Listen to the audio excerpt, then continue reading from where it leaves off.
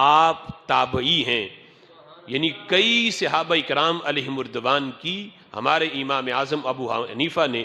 نہ صرف ان کی زیارت کی بلکہ ان سے ملاقاتیں بھی ہوئیں، اور نبی پاک علیہ الصلوۃ والسلام کے متعدد فرامین بھی امام اعظم ابو حنیفہ رحمۃ اللہ علیہ نے صحابہ سے لیے ہیں۔ اس سلسلہ میں 21 ائمہ نے 28 روایتیں اس بارے میں ذکر کی ہیں کہ جس سے انہوں نے یہ ثابت کیا، 21 ائمہ نے، علماء حق نے، کہ امام اعظم ابو حنیفہ رحمۃ اللہ علیہ یعنی تابعی ہیں، اور آپ کی جس جس صحابی سے ملاقات ہوئی اس ملاقات کو اور جس جس صحابی سے آپ نے احادیث لی، 28 روایتیں ذکر کر کے اس بات کو ثابت کیا کہ امام اعظم کو امام اعظم اس وجہ سے بھی کہتے ہیں، سب سے بڑے امام، کہ آپ کو اللہ نے یہ عظمت دی ہے کہ کئی صحابہ سے شرف ملاقات بھی حاصل ہوا، اور تابعی ہونا یہ اتنی بڑی عظمت ہے۔ میرے محبوب علیہ الصلوۃ والسلام نے فرمایا تھا، امام ترمذی رحمۃ اللہ علیہ نے اس حدیث کو نقل کیا، فرمایا لا تمس النار رآنی او رآ من رآنی، فرمایا جہنم کی آگ اسے نہیں چھو سکتی جس نے ایمان کی حالت میں مجھے دیکھا۔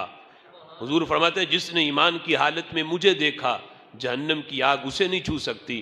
اور فرمایا او رآ من رآنی، جس نے میرے دیکھنے والے کو دیکھا جہنم کی آگ اسے بھی نہیں چھو سکتی۔ یعنی ہر صحابی نبی جنتی جنتی کا نعرہ اس حدیث سے ہے کہ جس نے ایمان کی حالت سے مجھے دیکھا، فرمایا وہ جہنمی نہیں ہو سکتا، وہ پکا جنتی ہے۔ اور فرمایا جس نے میرے دیکھنے والے کو دیکھا، یعنی جس نے مجھے دیکھا ہوا ہے وہ تو صحابی بنا۔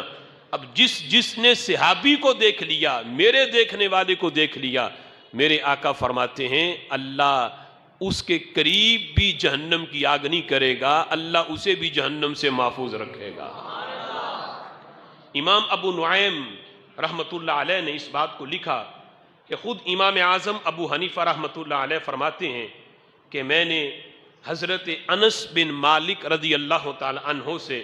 ملاقات بھی کی، اور ان سے متعدد احادیث حضرت انس بن مالک رضی اللہ تعالی عنہ سے روایت کی ہیں۔ اس کے علاوہ دیگر ائمہ نے اس بات کو لکھا کہ 4 صحابہ سے حضرت امام اعظم ابو حنیفہ رحمۃ اللہ علیہ کی ملاقات ثابت ہے۔ ان میں ایک حضرت انس بن مالک رضی اللہ تعالی عنہ ہیں، دوسرے عبداللہ بن ابی ہیں، اور تیسرے ابو طفیل عامر رضی اللہ تعالی عنہ ہیں، اور چوتھے حضرت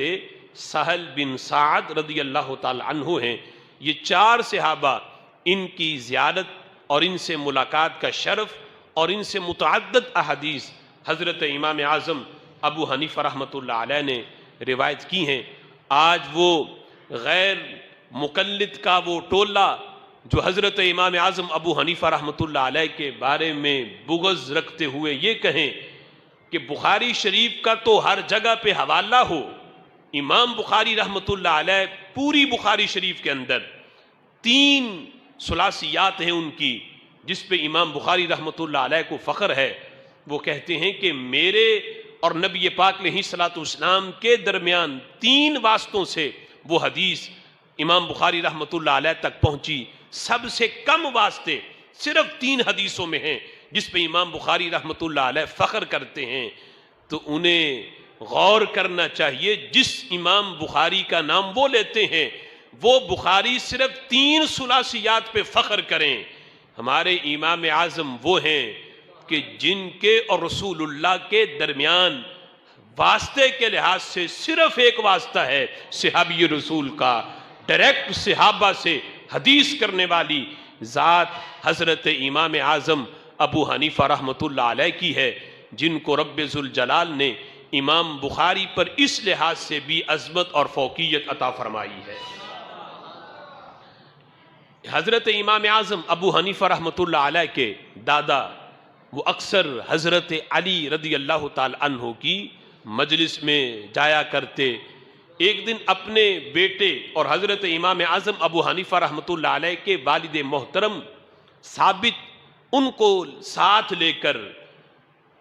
حضرت علی رضی اللہ تعالی عنہ کی مجلس میں جب گئے تو ابھی ان کے والد چھوٹے تھے، تو حضرت مولا علی رضی اللہ تعالی عنہ جو مدینۃ العلم کے باب ہیں، یعنی علم کے شہر کے دروازے، وہ امام اعظم ابو حنیفہ رحمۃ اللہ علیہ کے والد کے سر پہ ہاتھ رکھ کے انہوں نے دعا دی کہ اللہ اس بچے کی عمر میں برکت دے، اس کی اولاد میں برکت دے اور اس کے علم میں برکت دے، یعنی یہ دعا مانگی۔ اس لیے اکثر یعنی محدثین اس کو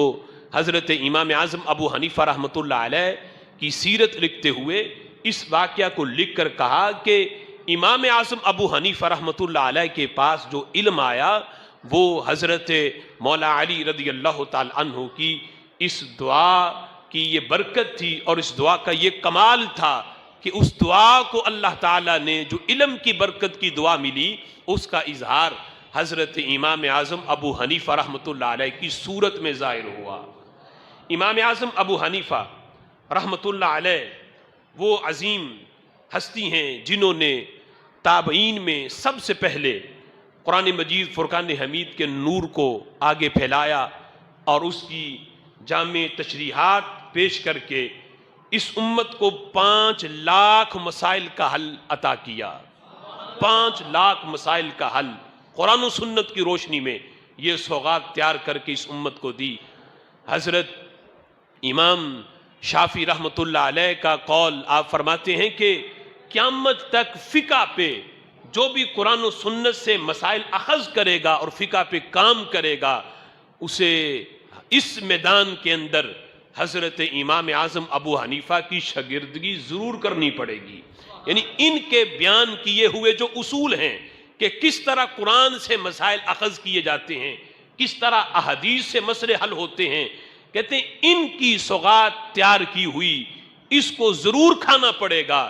ان کی پکائی ہوئی روٹی کھائے گا پھر وہ قرآن سے مسائل نکال سکے گا۔ کہتے ہیں قیامت تک کے جتنے فقہا ہیں اس میدان میں کام کرنے والے